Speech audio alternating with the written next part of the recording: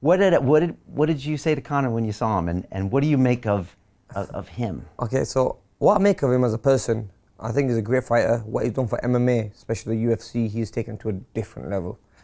Promoted it. Now he's had a bit of a falling out with UFC. In my opinion, UFC, with what he's done for them, they should give him a little bit of a stake of the company because he has promoted it and he probably will keep on promoting it. He's a great fighter. I mean, has huge nuts. I mean, goes in with anyone.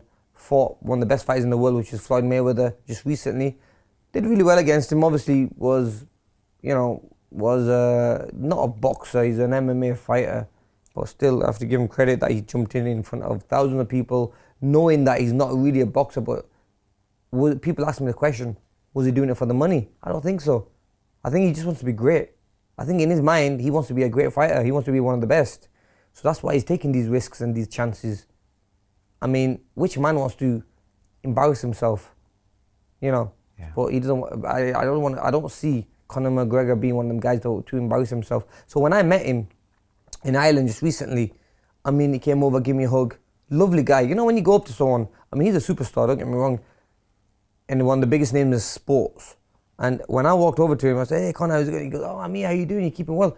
Then he walked away from his entourage and took me to a side, and we had a little conversation, talking about, I remember seeing you in the Olympic Games. Now, Conor comes from nothing. I've watched old documentaries of him, where he's come from nothing and made it into a superstar. Very rough, very rough and very street. I used to see the place where he used to live. You know, I mean, in a small little flat with his wife. So you have to respect a guy, you know, when he's done it from the bottom and now took it to the top. So I got a lot of respect for him there, and he's kept himself humble. Now he knows the hard times. He's been through that. He never wants to see that again. Now that's motivation on its own as well, because, you know, we don't want to be in that same position as we was in before. So that's what pushes him. That's what's keeping him. That's what drives him.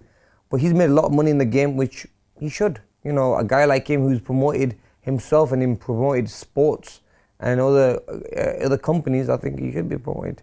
What do you see in the way he promotes himself that you like or dislike? I like it. You know what? There's a lot of swearing in it, so I wouldn't let my little girls watch it. Okay. And you don't do this stuff. I would never do it. You know, there's personalities. We're very different. Because you can't be incongruent with your personality, or that the fans will smell that a mile away. They'll smell that, exactly. And he is just like that. That's the way he is.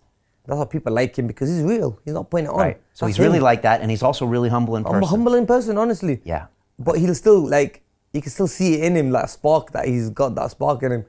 But I think it's the best to be yourself in any field. I mean, myself, I've always been me.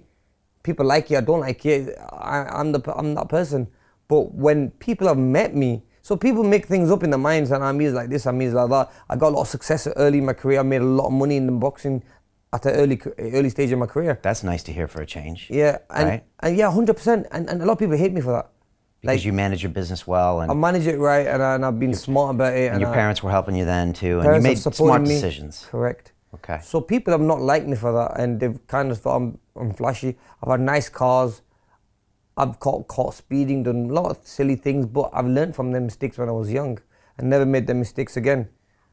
You know, so I could go out there and buy anything I want, like a Bugatti, a Lamborghini, but I don't want to, because I get people talking so bad about me by just driving a Range Rover that they say, imagine if I bought a supercar. So I'd rather keep it humble. I want to live that humble life, because one day all this is going to disappear.